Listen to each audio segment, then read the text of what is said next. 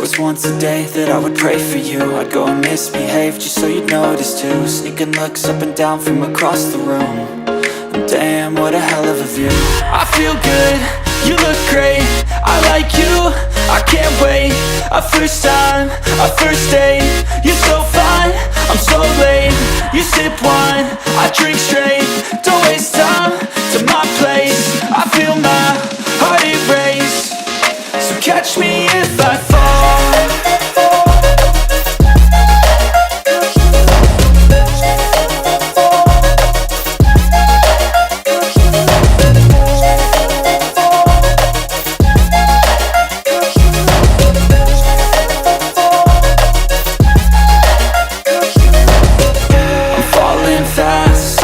Praying that this night's gonna last. You got it all on tap, I'm loving your vibe, always have your back. We like all the same tracks, listen all night in the sheets all black. Said I'm falling fast, don't remember life before you, that's facts. I feel good, you look great, I like you, I can't wait. A first time, a first date, you're so fine, I'm so late. You sip wine, I drink straight, don't waste time to my place. I feel my heart erase, so catch me if I fall.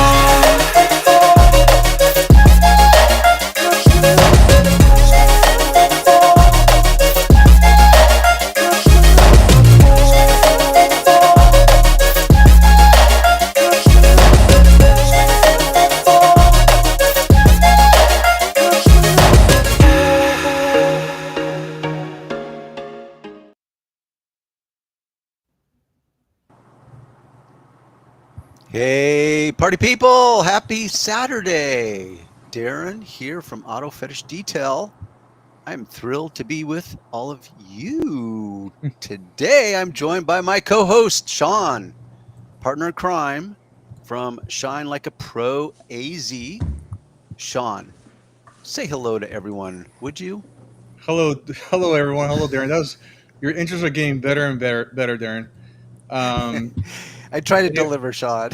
That was good. You're a very good entertainer. So, if you're new here to this live stream, You should see me with my clothes off. yeah, I don't like it that much. So, if you're new to this channel or new to the live stream, make sure you guys check out Darren's channel. He's from Auto Fetish Detail. He's been detailing for 30 plus years. He's I believe he's a true OG of detailing, and he's got tons of videos and tons of information. Emphasis on old. Yeah, older. And then I'm Sean with Shine Like a Pro AZ. My channel is about cliff notes of Darren's channel. So if you want the information, but you don't want to wait for the longer video, come check out my channel, where my channel is the compact version of his. And finally, we have a special guest today. His name is Jeff. He's with Top Star Idol Detailing, and he is newer, but to the industry, but he seems to know his game. So if you guys want to check out his channel is right here. And finally, make sure you hit the subscribe button for all three of our channels, and don't forget to like, share, and spread the detailing knowledge. And back to you, Darren. Well done, Sean.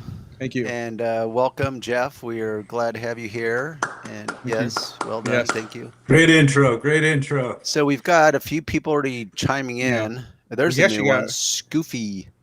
What's that, Sean? A lot of people in right now. A lot of people. Yeah. So I'm wow. Okay, I'm impressed. Let's go through it. I just posted it to my YouTube, Okay, so wow. should be getting some people on here. It's jumping on. Yeah. What's up, Screw-Zoo? What's up, Screw-Zoo? Screws you, man. Yeah. No, screw you. Yo, crazy detailing. There's a third. I don't think we've seen any of these Sigma detailing. Who all coming? I think these are from Jeff's channel. I suspect they are. Yeah. So who all did you invite? There you go. You know who that is, Darren. Excuse me. What's that? You know who that is. Yes, James the Tyrant Terminator. Welcome back, What's up, Men of Culture. Salute. Men of Culture. Wow. I'll take that, Mark. Jeff the Goat. And let's go, Jeff. It's Guero. Do you know Guero Jeff? What's up, brother? Yeah. Not personally, but I know him from the Yeah. channel. And are you pretty active as far as getting back to people on your channel, Jeff? I get back to 100% of every comment that comes in. And how Yep. long will that last? Careful what you wish for, It my man. depends. I mean, I'm going to try to stay on top of it as much as possible. I really enjoy, speaking with the subscribers and just kind of hearing their stories and a bit about their journeys as well, Yeah. too. So one of the things I really enjoy most about the YouTube channel is being able to connect with the other detailers out there. And would you say that there's a theme that you could think of? Meaning, let me just set a little context for the moment. You and I have never met. This is the first time you and I are speaking. I know a little bit about your history because I watched a couple of videos on your channel, and Sean has educated me a little bit about your history. So that's a little foundation for the two of us. But with that said, because you seem to be, and I recall those days where I was very active with my subscribers and I could engage with them. And there obviously becomes a tipping point where you could spend your entire day and that'd become a full-time plus a part-time job trying to keep up with everyone. But would you say there's a theme as far as, and I get a lot of people just want to reach out and kind of connect with you, but as far as questions go, that people ask you on your channel specifically, is there anything that comes to your mind? I mean, the questions are kind of all over the place. A lot of it depends on the video that I'm posting Sure. too. It's usually in some relation to the content in the video. Okay, how about this? Yeah, so there's not really How any. about if, and I'm answering these questions in my head as I'm asking yourself, but do you have a bit of a consensus as to whether it's more do-it-yourselfer hobbyists, just dabblers, we could call them, whatever, as opposed to guys that are I already would in the say, business or thinking about getting into the business? yeah, I would say it's probably like 90 to 95% detailers that are already in the business at some level, whether they're just getting started out or been in the business for a while and maybe like a little bit more advanced Yeah. level. Not too many do-it-yourselfers on there. The channel's kind of really more dedicated to those people that already have their detailing business or are thinking about jumping into the detailing business. And any way that I can help them or serve them, get started with their journey. Right. And be able to answer any questions that they have that might shortcut some of their time frame for learning. Well, let me ask you this, because I can't really say the same, meaning, let me back up a little bit. What you mentioned is valid, as in the content of the video will largely dictate the kind of comments you get, as far as a do-it-yourselfer that's looking for a one-time moment solution to their problem versus guys that are thinking about it or have recently started their own detailing business. So I can relate to that. But with that said, I was very surprised at how many guys are out there. And this goes, I would even say this predates my YouTube channel, which would be my websites, that I was surprised how many guys out there were interested in detailing as a business. I really just thought my audience was going to be mostly just, car owners, guys looking to figure out how to do things on their own car. So I know that was a pleasant rude awakening for me. Like, how many guys are really into it and want to start it themselves? Yeah. So is there one thing, and I added that beginning as far as you and I never spoken, which also means that you and I did not go, we're not working off any kind of script. I did not deliver you a preset of questions that I'd be asking you. So I'm pulling these questions out of my own experience. So that means that you will have not had any time to prepare for any questions that I throw into your lap. But Making me nervous here. Making me nervous. There's no reason to be nervous. No, it's all good, man. Like I said, I'm 100% transparent, so you can feel free to ask me anything you want regarding anything you want. Yeah, which So is interesting. I'm an open book. Good. I like that. And what's interesting is that's because I have been in this business for a very long time, and I have rubbed shoulders with a lot of other detailers. And like any industry, there's a lot of it that just really rubs me the wrong way. And it just really goes to human nature in general, which is, everyone maintains appearances to some degree. But when you have the ability to look behind the curtain, as in their curtain of their life, it can be really a rude awakening in a bad way. And I'm not fond of that. And what I'm getting at is that I've got nothing to hide myself. It doesn't mean I want to lay out my entire world for the world, but I've got nothing to hide. Therefore, I'm going to be very genuine, and it's a good position to be in, unlike some of these people that I've spoken to where they actually do have something to hide, and so they can be they can't be as genuine. So I value that a lot as a person. With that said, is there a single thing? So let's pretend that I am out in audience land and I'm thinking about detailing. I've worked on my own cars. I just love doing it. But of course, there's some doubt in my head. Can I make it? I go onto YouTube. I see all these guys that seem to clearly have made it, but I'm not certain if I can make it. What would you tell me based on your experience? Is there a single, point of whatever that would be? What would you say? Well, I think it starts off with your why, right? It's like, why do you want to get into the detailing business? If it's just because, you saw some YouTube videos and you saw some guys washing cars and think you're going to make a bunch of money, I would say that's not a good reason to jump in.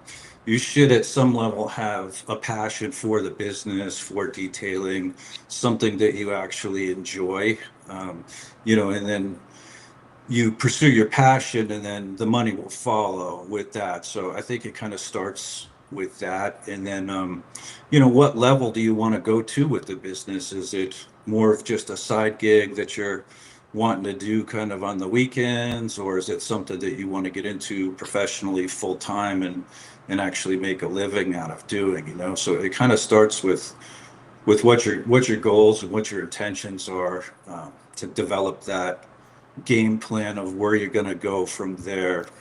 What would you say? And it could be one thing, could be five. Just go down the list as to what things about detailing. And to clarify for anyone that doesn't know your story or your situation, is you're a mobile detailer in Las Vegas, which are some pretty extreme environment. And by extreme, I mean the cold and the heat. You don't get much rain. You're not dealing with rain and really you're not really dealing with snow. You can get snow in the nearby mountains, but you're not really dealing with snow on the ground where you're at. So that's your situation. But what things about detailing as in a mobile detailer do you like best that works for Jeff as a person personally? What would be those things?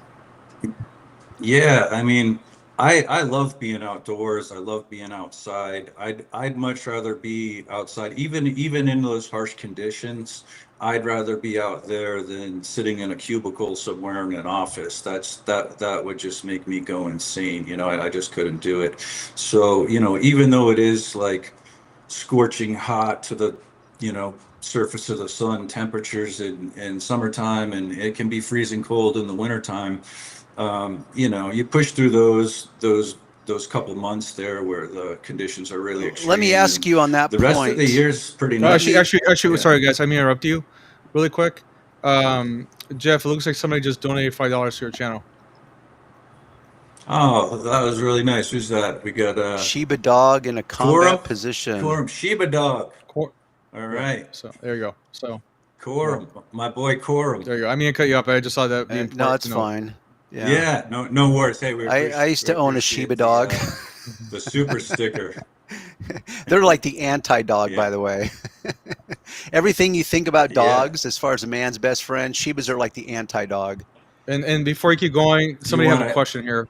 Do you want to There's a answer some of these Yeah. comments before we get too Yes. far Yes. along? So here's Where do you want to this. start? I just put it on the screen. That's for you, Jeff. Okay. Why have I not pushed more mobile ceramic coating jobs? I actually do a pretty good amount of mobile ceramic coating jobs. I just did one today. I did 2 last week in the same day, which was a huge day for me. 2 ceramic coatings as well as 2 other details, all on the same day. It was a record-breaking day for me, just over 3,000 in one day. So, I do get a fair amount of ceramic jobs. I don't push ads or anything for them, but I do get a fair amount of those. I'd say probably between 4 to 6 per month. I probably will start pushing those a little bit more here in the future. How are you contending? Going into 2025. How do you deal with the being exposed to the weather when doing a ceramic coating?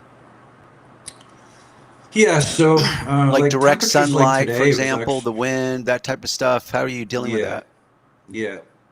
So you're not going to be doing it in direct sunlight in the middle of the summer. It's just not an option. The panels are too hot. It just wouldn't work with the product. For those type of conditions, I'm usually working in the customer's garage, or I'll have them drop it off to me, and I'll do it in actually my personal location in my garage. This time of the year, it's not bad. I did one today. It was nice and cool out there. It wasn't super windy or anything like that. So when the conditions are favorable, you can do them outside the same as you would do them indoors, so it's not really an issue. And what do you have one specific coating that you use, or do you have one brand that you use, but different versions of their brand? Yeah. I've experimented around with a few different types. I keep coming back to the Geon Mo's Evo Synchro 2. I've just had really great results with it. It's super easy to apply. I put that on my last BMW, and it lasted pretty close to 5 years. And that was washing it quite often, and sometimes it wasn't garage kept. So I can say with confidence that it will last somewhere between 3 to 5 years. It's got a really good gloss to it. But I've experimented around with a few of them, but I keep coming back to that one for some reason. What are your thoughts, Jeff? On somebody made a comment about this product right here, Diamond Body 18. Yeah. So I actually received a sample for them a little while back, where they wanted me to do a review on their product, which I'm happy to do at some point. It's just been really challenging for me. I'm like super busy, and you need a vehicle to do it on, right? So it's a tough thing with that. It's not like just testing out a product that's something like a tire shine or something like that, to where this is a semi-permanent product that's going to be on the vehicle for a long time. So for me to use that on a customer's vehicle that I've never actually tried it, you know what I mean, I'm not willing to experiment with their vehicle on that. So it is a little tricky with that. At some point I'll find the scenario to actually do a review on it and make a video on that as well. I just got to have a vehicle to do it. Sounds good, Jeff. So DJ JD, hopefully that answers your question. Yeah. And then sorry, Darren. Jeff, you just got another $5 super chat from Screwzoo. Oh wow, that's awesome. Screwzoo, appreciate you, brother. Do you want to answer? He wants to know how to become jacked like you, Jeff. Get in the gym and put in the reps. It's it doesn't happen overnight. It's one of those things that like anything, it takes time. I've been training pretty consistently since I was 15, 16 years old, and it's something that it's a lifestyle for me. It's not something that I just do once in a while, but I enjoy it, not just physically, but mentally as well. It helps give me clarity, and I just, I feel better. It's a better quality of life when you're in shape. So, you only get one body, so I try to take care of it and treat it like it's gonna last you 100 years, and hopefully hopefully it does. What's your diet like, Jeff?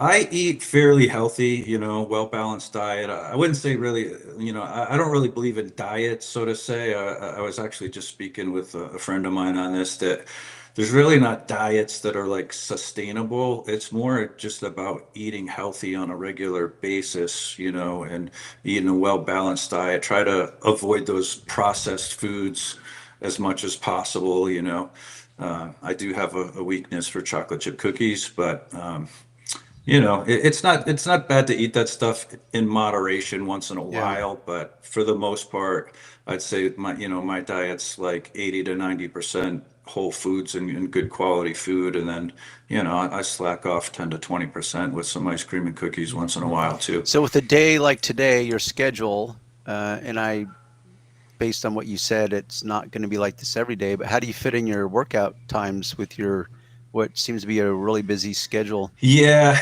with days like today, unfortunately, I can't get it in, There's some days where I got like a half day, or it's not too bad. If I wasn't doing this live stream, I might try to get in tonight, but by the time we're finished here and everything, it's just gonna, it's be a little bit later. So, but as long as I still get in there, I try to get in there between like 3 or 4 days a week. But when I go, I'm focused. I go hard when I'm there. I'm not the guy that's scrolling around on my phone for 5 to 10 minutes in between sets. It's like when I'm there, I'm all business, and I'm putting in the Right. work. Here's a question. A quoting question. Yeah, Jeff, when you're coating a car, do you coat the glass? And by glass, I mean Ye- including the windshield. Yeah, I do. Yeah, I do. All of the glass is included with my ceramic coating packages. Um, I usually just use the Moe's Evo Synchro 2 for that as well. I have also used, I believe it's called Clearview. I'm not sure who makes it, but I've used that one as well. That's designed for glass. But that's another thing I like about the Moe's, is it works great on the glass too. So, it's just easy for all around the whole And I what was, vehicle. I about was, paint? sorry, Darren. Here's a Darren question. Yeah. You should have seen Darren back in the day, healthy and muscular as well. That's funny, James. He's Back in he's the day. he's So still I'm looking I'm washed he's up still looking apparently. pretty healthy, and he's still looking pretty healthy and muscular in the videos that I've seen of Yeah, you him pull up out my there Instagram recently. page and you scroll down to some pictures, and you'll see what I'm looking like. I like to disguise it. Um, so what the Gion? What's the application process for the particular variety that you lean into, Jeff? Yeah, I mean, just do all the proper prep for the paint work, paint correction, panel wipe, and then it comes in, the little glass bottle, a little vial with the applicator, and I just put it on in like a hatch pattern in sections, and then just level it off with a leveling towel, and it's pretty similar to every other Yeah. ceramic coating product out there. They're all fairly similar, I And think. what do you have a default setting as far as the paint correction steps you're going through, the products, pads? What are you doing as far as that correcting goes? So I use Rupes for my polisher, and then a lot of their polishes, pads. I actually just went to the Kokemi training experience in San Diego this last week, which was a really amazing experience. If any of you guys get a chance to attend that, I would highly recommend it. Not just for the training of it all, and learning about the products and all that, but just to meet the other detailers. There's a great way to network and connect with some of the other detailers out there. I got to meet up with Josh V while I was out there, and then Sal and Joel from Details Official. It's just really good to connect with those guys in person. I've watched a lot of their content as well, and it's just fun. I enjoy that part of it, the networking part of it as well.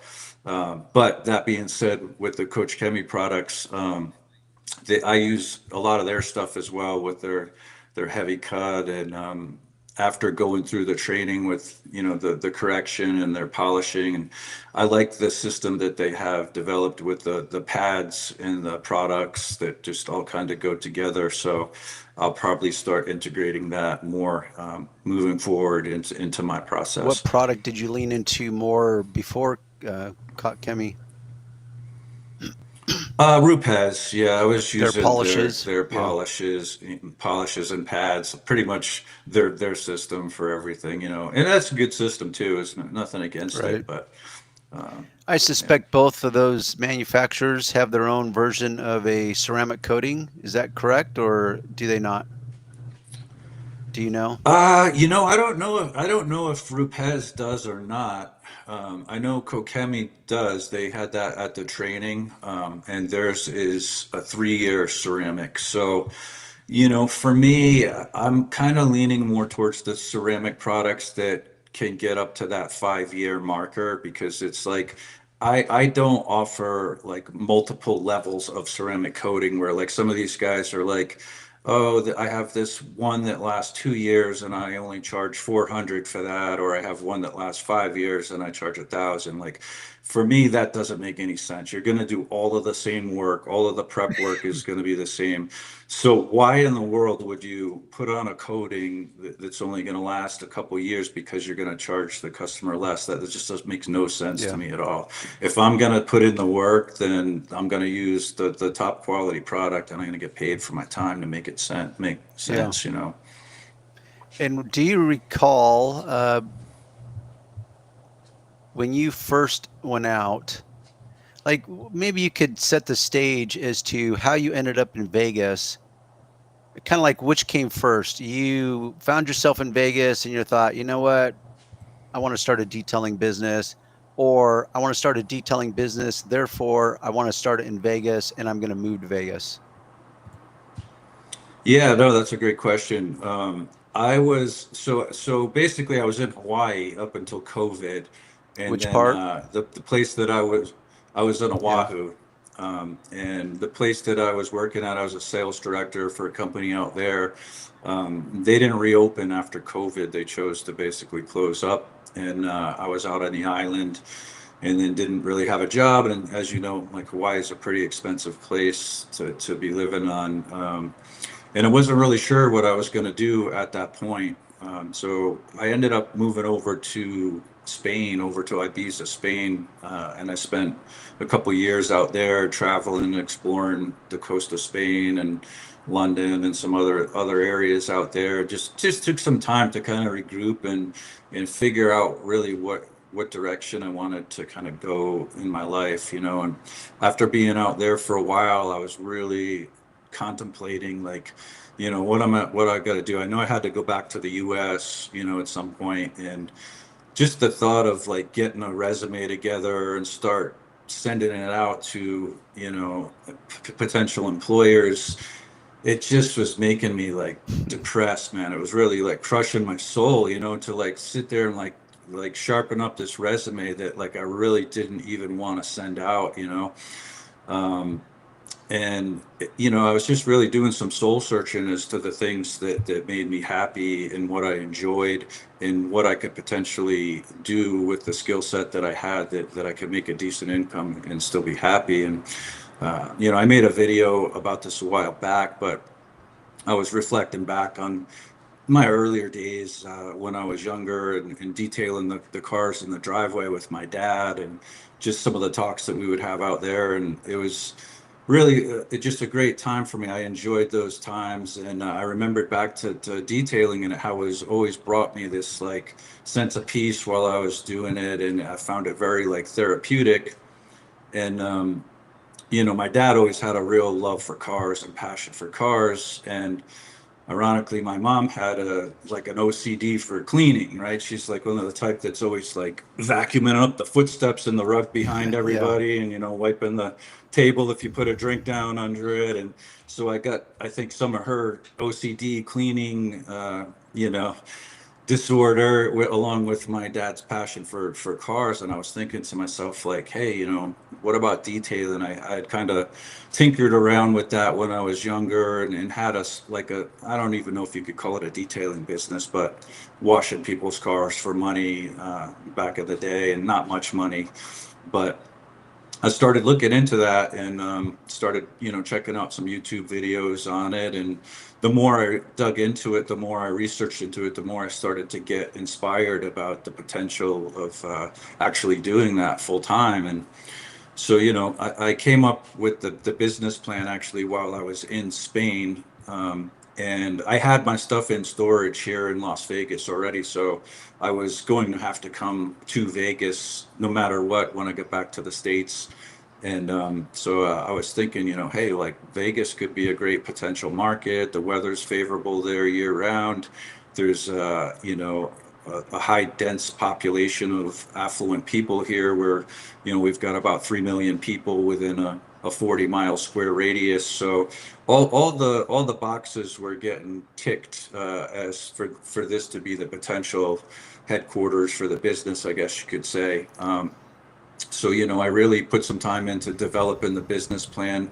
I basically had everything ready to go when I was in Spain. I developed the whole business plan, the name, you know, everything while I was there. And then I'm like, just come back to Vegas and hit the ground running. As soon as I got back, it was jump right into it and get going. So clarify for someone that's on the sidelines wanting to find themselves in your situation, what was the very first way that you started to get customers? What literally did you do? Yeah, so that's a great question too. I know it's probably something that almost everybody struggles with as a new detailer out there. It's probably their biggest challenge. For me, like right off the bat, I had already had my website built and Google page from day one. So like that was ready to go because I knew the SEO would take, you know, a few months for it to really get going and get traction for that. I had my trailer wrapped right from the get-go from day one too. So I started get business off the trailer wrap pretty quickly, just driving it around Vegas. You know, it got a lot of eyeballs on it. In the very beginning, you know, I was going kind of the old school route of passing out flyers, but I wasn't going door to door. I was going to like really high end, like fitness centers, really nice restaurants, grocery store parking lots, like stuff like Whole Foods, where, you know, you're going to find that upper class clientele, the people that can afford, you know, a couple $100s a month on a gym membership. Those are your ideal clients that you want to target. So I would go and flyer those parking lots, and I started getting calls, you know, a couple out of every 100 flyers, I would get a couple calls and book a couple appointments. And then it started just getting kind of word of mouth. I would ask those people for referrals. I got reviews from everybody, you know, that I was doing. I made it a point to get going with that. So I was accruing the reviews really quickly, and then that started affecting my SEO to where then the phone started ringing, you know, off the website and off Google. And how did you You approach know, people with, like, so for example, I didn't do a deep enough dive into your world. When you say reviews, you said Google, but do they do what's the big review place? Do they do that in Vegas? The help me out, Sean. What's the review site? Yelp. Thank you. I assume that No. Yelp's in Vegas, correct? They're nationwide. That's what I thought. Yeah. So when you say Yeah. reviews, did you lean into Google or Yelp, and which one, and what does that conversation look like when you're with a customer? Sure. So, you know, I went with the mentality of like myself, when I'm searching for a service, what do I go through? I go through Google. Personally, I don't really use Yelp for anything. And I think like 95% of the population uses Google. It's the largest search engine out there. So I put the majority of my focus into Google. I did still set up a Yelp account because, you know, I wanted to have as many hooks in the water as possible. But I put the majority of the review focus when I was asking customers for reviews, it was through Google. And at the end of every service, I do a final walkthrough with them, make sure they're 100% satisfied. And, I would just ask them, I said, would it be okay if I send you a link to my page, if you wouldn't mind posting me a review? As a new business owner, it really helps me to reach new customers in the area, keeps my phone ringing, it keeps me working. And I got a really good return, on the people. They wanted to help me out. I established a good relationship with I treated every person like they were my only customer, so it was like we built that rapport and that friendship, and, they really wanted to help me and get my business going. So, Sounds like you were very proactive about it. And that's something when I'm mentoring a guy, it's, because detailing can attract a lot of personalities, a lot of which what you've already identified with is not working in a cubicle. Because a lot of what you said, I totally relate to. It's like the thought of working in a cubicle all day in an office setting might as well be prison for me. There's no way I'm going to deal exactly. with that. Yeah. But that doesn't necessarily mean that you're going to be the assertive, outgoing, gregarious type of individual, which means you might be on anxiety overload, just knowing that you've got to perform in the way of detailing. Never mind, like, oh, wait, I have to ask a customer to give me a review. Well, what if they don't really like me that much? Or what if they only give me a 3-star review and I really want a 5-star? And so all that can be a real mind F for beginners, which is true. It is a valid point if you're wired that way. But you do have to, in my opinion anyways, and it sounds like you leaned into it, which is you need to be proactive and ask the people, hey, can I get a review from you? And you also, and I'm a big fan of this, is removing as many friction points as possible, which means like, hey, I'm going to send you a link. Just click on that link and you're good to go. Really quick before we keep going, there's a lot of people on here, so I'm having a hard time keeping track of everyone. What I wanted to say to everyone, if you guys are watching this live, if you guys want to participate, it'd be very helpful if you can say to us like where you're at, what city and state or what country.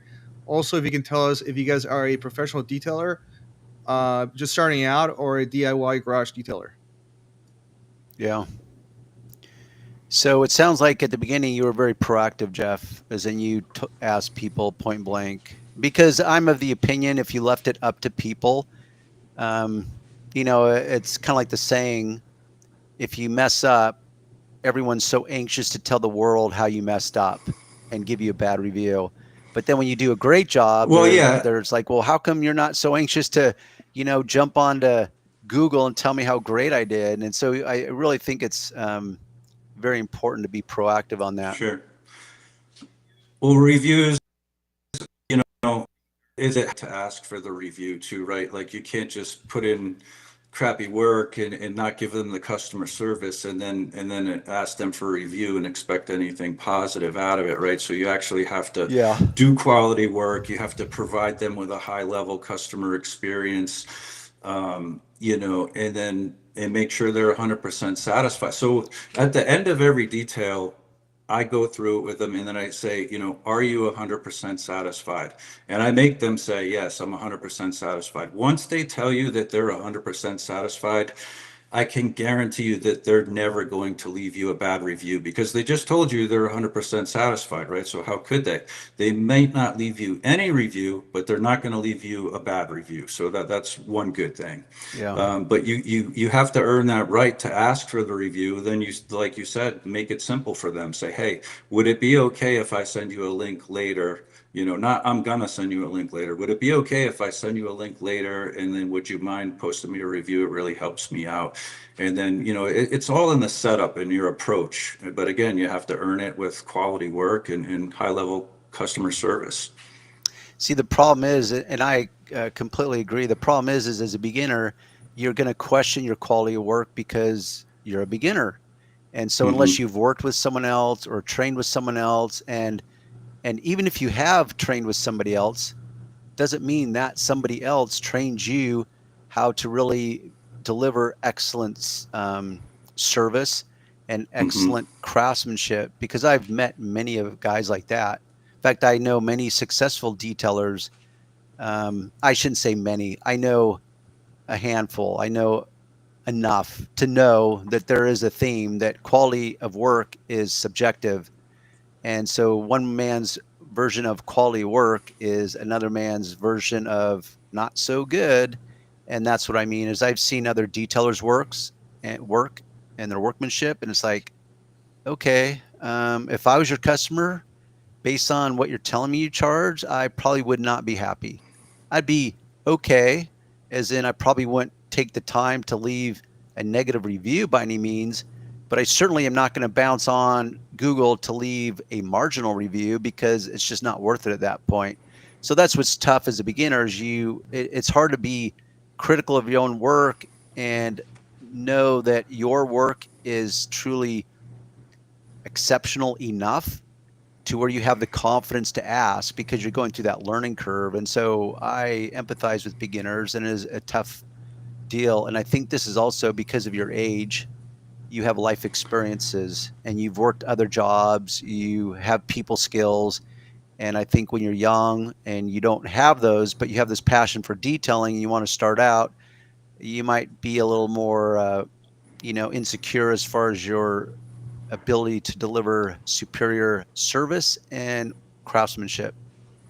I think Uh, that's why it's so important to do that final walkthrough with the customer, because even though if you're not sure about the work, they're going to tell you at the end when you do that final walkthrough. You could say, "Hey, I think I got everything. I'm 99% sure I got everything, but hey, sometimes I miss something. So let's take a walk through, and don't be shy. If you feel that there's something that I missed, I'm happy to touch that up for you while I'm here. I want to make sure that you're 100% satisfied before I go." So that's why it's so important to do that and get that feedback from the client while you're still there, because they're going to let you know, hey, if you miss something, then here's the time to fix that and address it, right? So you do have the opportunity to do the 5-star work before you leave, but it's up to you to make sure that they're good and do that before you go.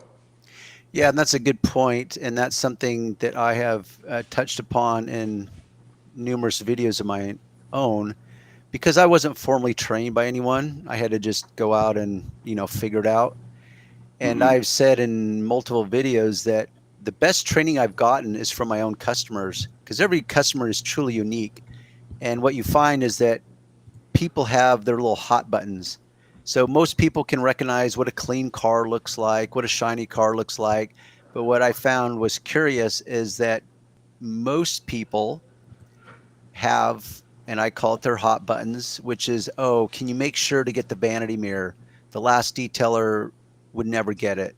Or can you make sure to clean out the ashtray? I don't smoke, but I use it as a garbage can, and the last detailer didn't get it. Or can you make sure you polish the exhaust tips? I just love walking out to my car and seeing my exhaust tips done. So there's all these things that I thought, oh my gosh, I actually never thought of that or that or that. And That's but a great point, Darren. I'm really glad that you brought that up, because I don't want the other detailers to miss this out there too. Because another important step would be in the beginning, ask them if there's any specific areas of concern that they want you to focus on, so you can address those specific things. Because, like you said, you could do a great job on the rest of the vehicle, but if you miss that one thing that was really a potential concern for them, then it's like the rest of the work doesn't matter, right? So that's a great point that you made there. Find out what their hot buttons are ahead of time going into it, so you can spend a little extra attention on those.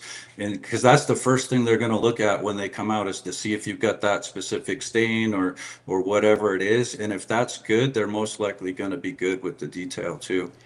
yeah, and what you just illustrated was a preemptive approach, which is once again about being proactive, which Hmm. is, and I have a set script, and I teach this in my courses, a set script of anywhere from 5 to 10 questions that I work through with a person because as a mobile detailer, you're going to them, so people are calling you. You don't have the privilege of seeing their car firsthand, like if you owned a shop. If you owned a shop, you could say, oh, drive it in and we'll do an inspection and give you a quote right then, or people would just stop by and get a quote in the moment. That's not really the life of a mobile detailer. So you have to go through this filtering process on the phone to see if you even are a good fit initially, which is, okay, did you look at my website? You know, no, I just got your number. How much do you charge? And it's like, okay, this is probably a price shopper. So you go through these series of questions to figure out if you are beginning to even be a fit as far as what type of quality of work they're looking for, what's their price point that they're willing to pay. And then when you get past that, then you can start asking more probing questions like, okay, why are you getting it detailed? You know, why now? Why not a year ago? Whatever. And so they'll give you information. And then one of those questions that I like to ask is, okay, is there anything I should know as a detailer that is a particular point for you that you want me to be fully aware of? You know, whether it could be a stain or something in general. And so you're asking those probing questions, and this all goes into what I call managing expectations. If you don't know what their expectations are, it's hard to manage them. Now you could say that, well, everyone expects a nice, clean, perfectly shiny, whatever car. It's like, yeah, they do, but everyone also has a different car and they use their cars differently. And there's going to be areas of that they're more concerned with. And you need to find that out before you actually touch the car. You don't wait till after, where you're standing there and it's time for the review and they immediately go over to this one area of the car inside of it that they did not talk about at the beginning because you didn't ask. And it will be, of course, the one spot that somehow you missed. And you're like, oh my gosh, if only I had asked. So what you illustrated was kind of a preemptive approach, which is you find out, hey, is there any areas of concern I should be aware of that you're more concerned with as a customer? Then at the end, and everything I'm telling you is nothing I knew when I started out. Like literally, I knew none of this, and I just had to learn the hard way. And that's why I say is that my customers, because I was good with customers as far as building rapport and trust with them, it wasn't really a problem. But they did teach me. They would be like, "Oh, did you get this?" Or and if I didn't, I'd be like, "Oh, you know what? I did not get that. Thank you for pointing it out for me. Let me get it right now." And that takes a lot of bravery at the beginning when you're, when you're first starting out and you're not used to working with people. I like what you said, as far as asking the right questions on the phone. The person who's asking the questions is in control, right? So when someone calls me for a quote, I don't give them the price right away. I take over the conversation with starting to ask them questions, and the pricing will default to the end of the conversation. Because once you take control, tell me a little bit about your vehicle. Why do you want a detail? Why did you call me out of all the detailers out there? So it's taking that control by asking those questions, and those questions are going to give you the information that you need to determine whether it's going to be a good fit for you, and if it's something that you want to even move forward with. Sometimes I make the decision where I'm like, I don't think this is a good fit for me, whether regardless of the price or not. But I think the default for a lot of detailers is when someone calls them and say, "Hey, how much do you charge?" They just rattle off a price right from the beginning, and now you haven't built any value in your service and your detail, and you've limited it to just basically a price comparison. And you need to spend that time on there. You need to get proficient with speaking to people on the phones, and it doesn't do you any good if you spend the money on ads or marketing to get your phone ring, but you lose the business on the call. If you're not closing the leads on the call, then you're burning money in your business. So you really have to get proficient with talking to people both on the phone and in person. So very, very important part of your business to be able to perfect that skill set of speaking to people on the phone. Yeah. Did you create any kind of script for yourself when you first started out, as far as, and I suspect based on your skills, it wasn't a script as far as what to say, but did you list out questions that you want to make sure you asked every individual? And did you create a hierarchy with it, which is like, okay, I'm going to start with these questions first. And if we continue, then I ask these questions next. And then if we continue, Then we get to the bottom, and that's when I can then deliver a price. But in the meantime, I've developed rapport with them, trust, friendliness, and value along the way. But did you Yep. have any type of set script like that? Not necessarily a set script, but you just hit on three of the main things that I covered in another video that have to be present on every call in order to close the sale. And that's trust, value, and urgency, right? So you have to have those three things present in order to basically close that customer. So I had kind of like a bullet pointed out of, like you said, the things that ideally you want to cover in each call, not necessarily a script. But I find the best thing to do is just to disarm them right from the very beginning, and just when they call you, just start off with like, "Hey, how's your day going?" And just get them to like lower their defense, their walls, and then you just start talking to them, like an actual person, and spend a little bit of time building the rapport with them first before you get into the packages and pricing. And if they're like, "Oh yeah, it's got some dog hair." "Oh cool, like what kind of dog do you have? Tell me." And like just get to know them a little bit, because if you can get them to feel like you're a friend on the phone, it's so much easier at the end when you're talking about pricing. The price isn't really the issue at the end anymore. It's whether they trust you, they trust what you're telling them, they see you as an authority in the space. You've built value in your packages. It does have to make sense. I mean, your pricing does have to be on point to the service that you're offering. And then you need to create a little bit of urgency at the end. So that's really important. People leave that out, where if somebody's like, "Hey, all right, that's cool, I'm going to think about it." "Okay, well, I typically book up, 3 to 4 days in advance. So I have this spot open and this spot open. It'll probably most likely be filled up by the end of the day. So if you want to lock that in, just get back to me as soon as possible."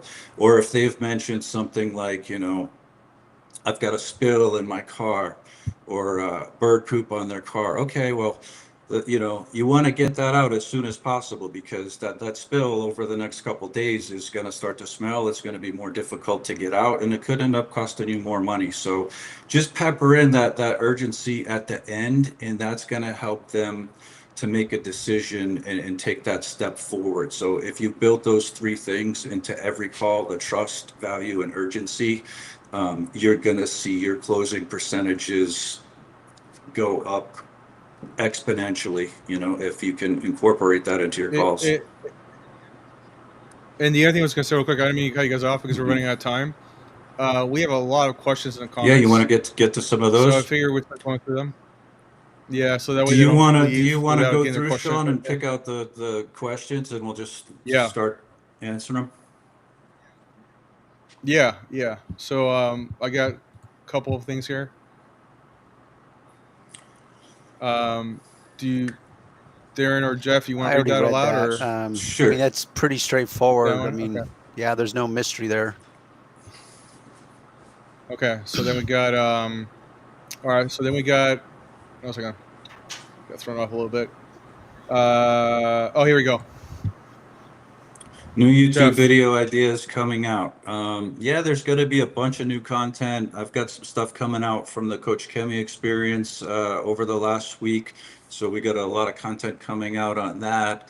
I've got a day in the life of a detailer coming out. There's a bunch of new stuff. We're going to be recording a lot over the next couple months. And then it just takes a while for the editing process, to get it dialed in to the point where it's ready to go. But I will be having at least a minimum of one new video per week, possibly two, if I can stay on that schedule. Who's your sidekick, Jeff? Right, I noticed in your videos, it's like someone's following you and interviewing. Who is this person? Yeah, so Corum, he's someone that I recently hired. He's going to be moving out to Las Vegas from Texas. Originally, we were looking into potentially opening up a territory out there in Dallas, and he was going to run that market. But he's actually wanting to move out to Las Vegas now. I've got to the point where I'm booked out a week in advance consistently. My price is pretty much at the peak point of what I can charge without it getting too obnoxious. So I'm going to build out a whole second mobile unit. He's going to help me, running the second mobile unit, and then he's also going to be doing some filming, editing, and helping me with a lot of other things too. So What's your competition like out in Vegas? I mean, I like to say that I'm my only competition. I mean, there are other competitors in the market, but I feel like the bar's set pretty low for the most part. There are a few big players out here in the detailing industry that put in the grind and they put in the work, and they've been in business for a while. I don't think there's too many people that are putting in the amount of hours and time and everything that I am, with the exception of a couple other guys that uh that I know out there. Uh, do you have a problem with unskilled laborers that flood your market and are low prices? I Because mean, here in California, so it's a so huge yeah, deal. so that's a great point, Darren. I got that actually when I was starting the business. A lot of people were like, the market's so saturated, you shouldn't start a detailing business. There's just too many of them. You won't make any money. And one of the things that I realized over the course of starting my business is, yes, it's very saturated, but it's saturated with basically people who have set the bar really low and don't really put in the effort as a business owner to run their business at a level, that I've got mine set up and where I'm running mine. So it makes it, I don't want to say easy, but it makes it pretty easy for me to move up, up Right. through the market and kind of, I don't want to say dominate the market out here, but I can't think of a better word really. Yeah. Nice. Sean, are you going to throw up more questions, or do you want me to keep Yeah. plugging Well, away? I just want you guys to get some shout outs so some people are saying All where right. they're from. So here we go. St. Louis looking to start, not open yet. Yeah, Sigma Yeah. Detail. So tell us, Sigma, and we'll answer some other questions. And if you want to give us, but tell us why you have not started yet. Is there some specific things, or you're just find yourself being a fence sitter and you can't commit to it? Right. That's good. Here's another one. Lynchburg, 20 years detailing, pro, small mobile business owner, right on, Virginia. Lynchburg, you have to deal with the weather elements. No, thank you. In Virginia, DJ body 18 deal. Oh wait, this we Yeah. already Yeah. talked about this. Sorry. I'm trying to filter the comments because a lot of comments are not questions. They're Comments. just like Yeah. they're just comments. Yeah. Oh, here we go. There, and this is for you. Skip my comments. I'm just here to yap about nothing specific. Keep tabs on the legendary and the auto fetish, the auto detailer. Well, thank you, James. There we go. Been in Denver for years. I'm just starting my present D. I plan on building a company here, then moving to AZ for a few, then back to Hawaii. Nice.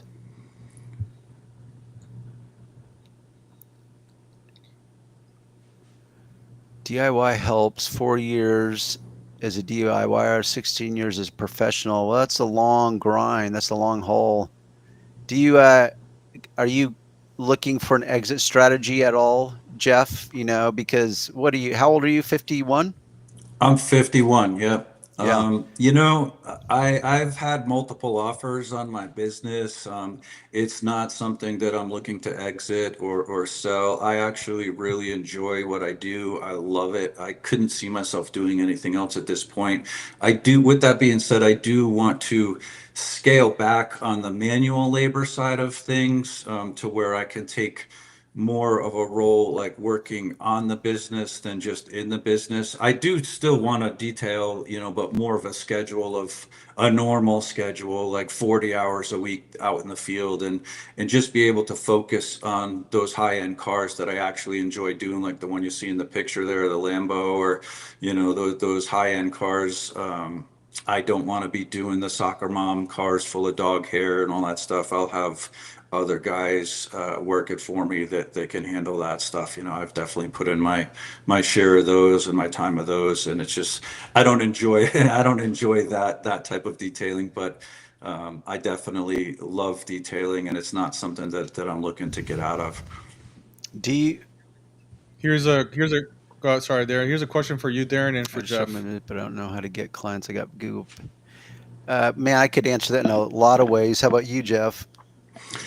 Yeah, I mean, it takes time, right? If you just started, think of it like this. It takes 9 months to make a baby, right? You can't do it in 2 or 3 months. You got to give it time. Google and website SEO takes a while.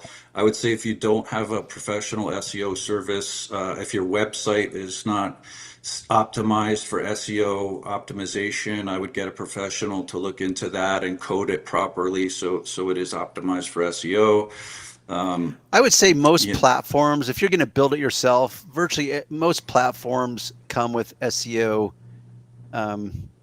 meaning they walk you through it. It's very basic. I mean, you can spend a fortune on it because it's one of those areas of life and business where everyone's got the secret. It's kind of like YouTube. It's like, oh, I know how to grow your channel, and these are the secrets you have to follow. It's like, oh, you mean the same secrets that everyone else is telling you that you have to follow? And so SEO, because I've been building websites for over 10 years now, and it was far more of a thing back then. But my point is that if you're gonna build your own website, which there's plenty of options, and you can do a good job, of course you're gonna have to know how to have a sense of style and a sense of writing. But most of them have what's called SEO plugins that you're not having to overthink it. Like, for example, if this guy was, if I was mentoring him, I'd say like, hey, in simple terms, if you've got a website that looks professional, but you're not getting enough action, and then go out and old school it. That's a sure thing, which you talked about where you passed out flyers. And I always looked, and I did the same thing. I went to places where I could tell people were spending money, gyms, hair salons, upscale grocery stores, cosmetic dentistry. Or another one that works. Yeah. Another one that worked for me really well too was like what do you call those? Like golf courses, like clubs. fancy ones, like that. Yeah, clubs. Yeah, because I will go there and they like cars. People have really nice cars. It's a hard question to And, answer, and not that will knowing what else you're doing out there. Like, I mean, if I had the choice, I would rather put the money into a wrap for my van or trailer than start spending it on ads. I think it's a much better spend. It's a one-time spend that's going to bring you customers for life, versus ads. It's like once you get on that hamster wheel, you got to keep feeding the ads or it dries up. So I try to look for those one-time spends like wraps or even your website. It's a one-time spend. If you're proficient in building that stuff, like Darren said, it's definitely not a strong point for me. I screwed around with trying to build my own website for weeks and it just got really frustrated. It wasn't coming out the way I wanted it to look. It wasn't functioning the way that I wanted it to. And then I finally just said, what am I doing? I can just hire somebody to do this for $1,500 and go out and detail some cars and do what I do and make money and let them do the stuff that I'm not really proficient in. But if That's you're a good good at point. that stuff, then yeah, go for it. It is something you can do yourself. Juice free. I just want to say, What up, Juice Free? Yeah, Juice Free. And then I got a question here for Jeff. What kind of water do you haul in your mobile trailer? Spot-free deionized water only. In Las Vegas, the water here is absolutely terrible. It will leave hard water spots all over the vehicles. Yeah, it's horrid. It's horrid here where I live also. And do you have a place, Jeff, that you go to that caters to basically detailers only, or is it a industrial place that There's caters a lot of multiple places here. They sell tokens. It's like $20. You get 6 tokens, and each token's 55 gallons of spot-free water. I also built out my system with a CR spotless system that can make its own spot-free deionized water. So if I do run out on site, I can fill up at a customer's, flip on the CR spotless, and then that will convert it to spotless water for me as well. Yeah. There's Humberto, how you there. doing, buddy? Late to the Late. party. The not so first to the party guy, which is generally Yeah, always yeah. first. Humberto. Yeah, he's Yeah. always first. And Is this the Corum that you were referring to, Jeff? Iced Yeah, is I'm not sure bad? what I think he's probably responded to someone else's message there or something. I'm not really sure. Yeah, that's what I'm guessing also. yeah. Anyways, I just filtered as many as I could because there's a lot of comments. Yeah. That's good. That's good. Here we go. Going. Let's knock them out. Jeff thinks if you guys could pull it up. I don't know what that means. If he's trying to pull up a site for us to look at or something like that, or I don't know. Oh, he was talking about. We'll probably do it in our we're- video, but he was asking earlier. We're check out pretty his far website. into it at this point, so that could be one for another stream. I'm happy to jump on anytime with you guys, and we can dig in deeper into stuff like that if it's something you guys want to do. Okay, you guys Yeah, want to that'd be wrap it up? I know, Jeff, you've had a pretty rough day in a good way. You said it's a new record for you today, correct? Yeah, it's this month is the New Year's off to a great start for me. You know what I mean? I've been jamming pretty much nonstop, and that's even taken a few days off. And you know, hopefully most of you guys are out there crushing it. You know, if you're not where you want to be yet for the year, don't worry. We still got a long ways to go. It's a marathon, not a sprint. So, you know, try to stay positive and stay focused on your goals. One thing I'll say is don't spend so much time focusing on the end goal, but try to focus more on your daily habits and your routines that will get you to that goal. So focus on that stuff. Good point. Well, Jeff, thank you for visiting us today. I appreciate it. Yeah, it was a pleasure. It was a pleasure. I really enjoyed it. I'm glad that you guys invited me, and love to do it again sometime. And Sean, thank you for your assistance once again. Back end guy, making sure this all comes together, and getting people like Jeff on the show. So thank you. And for our viewers, thanks for coming in, you party people, you party animals. Yeah. I don't actually know if you are party animals or not. Anyhow, but on the way out, if you could do us a favor, give it a like. We got to placate. We got to pander to the algorithms. So your participation helps us so that we can help you guys. Help me help you. Yeah, that being said, any of my subscribers out there, if you guys are not subscribed to Darren's channel yet, check it out. He's got a lot of great content on there. I've been following him for a while. Definitely got some value out of his videos. So make sure you subscribe and hit that notification bell on his channel as well. Thanks, Jeff. All right, awesome, guys. We will see you next week. Right, same bat channel, same bat time. Sounds Peace out. good.